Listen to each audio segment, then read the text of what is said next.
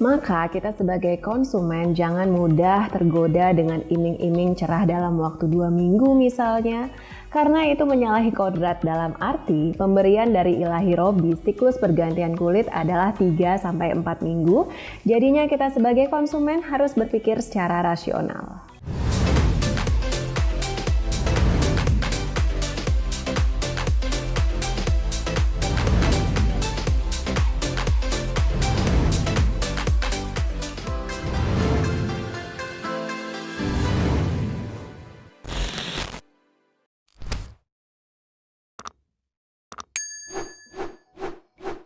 Untuk mendapatkan kulit yang cerah selalu menarik sekali untuk dibahas, apalagi ada isu beberapa waktu yang lalu yang ramai di TikTok dan media sosial di mana ada salah satu produk Bepom yang ketika digunakan awal-awal wajahnya cerah, namun selanjutnya malah timbul masalah seperti jerawat dan sebagainya.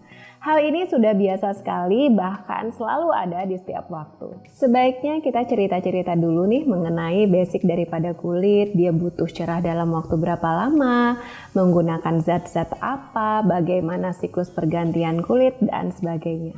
Dalam video-video sebelumnya sudah banyak saya jelaskan mengenai siklus pergantian kulit yang rata-rata dialami selama 3-4 minggu, di mana perubahan tersebut biasanya tekstur kulit lebih baik, warna kulit lebih merata, kulit menjadi lebih cerah, dan banyak lagi hal lainnya.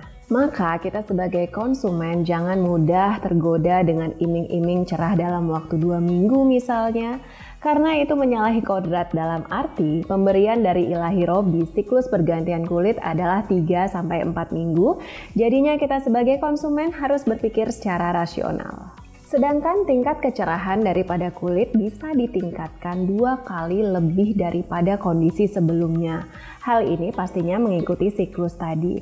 Dan kemudian perlu diingat juga bahwa tingkat kecerahan dipengaruhi oleh beberapa hal.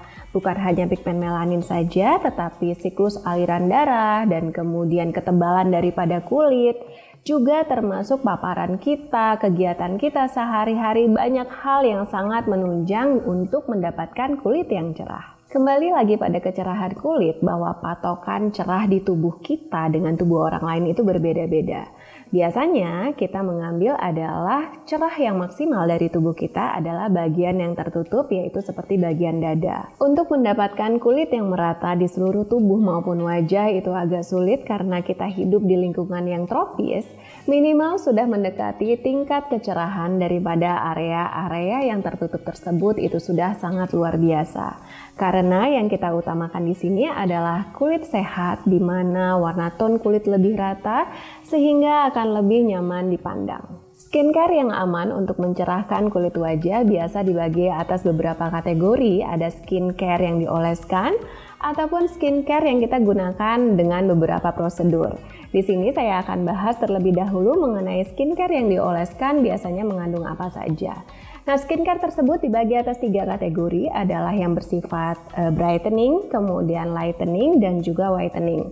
Di mana kategori pertama yaitu brightening ini banyak sekali dijual di pasaran, fungsinya biasanya untuk mengontrol minyak, mengangkat sel kulit mati, juga meratakan warna kulit. Kandungannya apa aja? Biasanya alpha-arbutin, alpha-hydroxy acid, dan kemudian licorice, kojic acid, azelaic acid, dan sebagainya.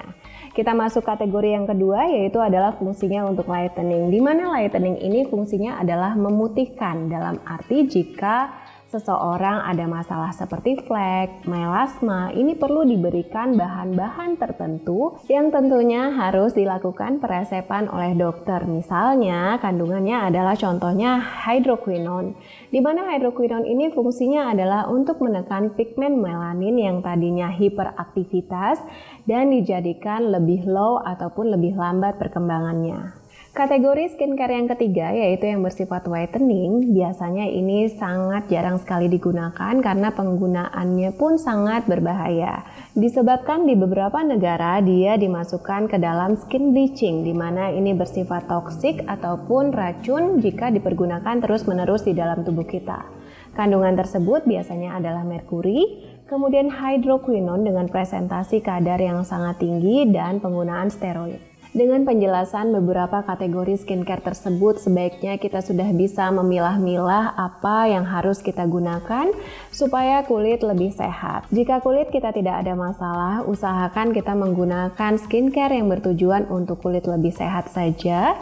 Karena kita menggunakan kategori lightening ataupun brightening saja, itu sudah sangat cukup. Yang penting skin barrier kita atau pertahanan kulit kita dapat bekerja dengan baik. Mulai sekarang kita sebagai customer, kita harus lebih kritis terhadap ingredients ataupun kandungan daripada produk-produk tersebut, karena yang menyebabkan ketidakcocokan biasanya alergi terhadap salah satu daripada kandungan itu. Sekali lagi, pastikan produknya dikeluarkan resmi oleh perusahaan yang jelas dan produknya original.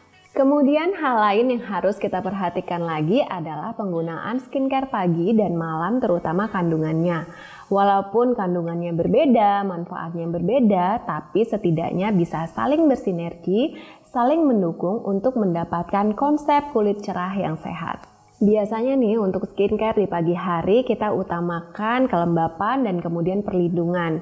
Kita menggunakan bahan-bahan yang mild ataupun yang lembut seperti moisturizer, dan kemudian gunakan SPF ataupun SPF di dalam sunscreen yang optimal. Kemudian di malam hari kita bisa menggunakan bahan-bahan seperti vitamin A ataupun retinol. Ini berfungsi untuk anti-aging dan juga untuk pencerahan kulit. Dengan bahan-bahan yang saling bersinergi tersebut akan mendapatkan kulit sehat, cerah, dan terawat. Selanjutnya, hubungan kulit cerah dengan injeksi whitening itu bagaimana? Apakah perlu dilakukan juga? Ini pertanyaan yang paling banyak biasanya.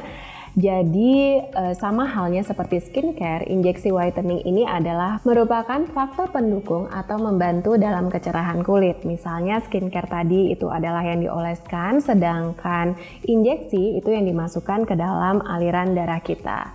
Nah, ini pastinya saling mendukung, saling bersinergi. Tapi yang perlu kita ingat bahwa injeksi whitening tersebut sifatnya tidak permanen karena dia adalah bagian daripada perawatan. Pada intinya, untuk mendapatkan kulit yang cerah pada masing-masing individu memiliki waktu yang berbeda-beda karena masing-masing memiliki metabolisme yang berbeda, kemudian pola hidup yang berbeda, radikal bebas yang dialami pun juga berbeda, serta skincare yang digunakan juga sangat mempengaruhi faktor daripada kecerahan tersebut. Yang penting, semua hal tersebut saling mendukung untuk mendapatkan kulit cerah kita. Semoga apa yang saya sampaikan dapat memberikan manfaat. Jangan lupa like, share, komen, subscribe, dan bunyikan loncengnya. Sampai ketemu lagi di tips, jurnal, dan Q&A Dr. Ika berikutnya.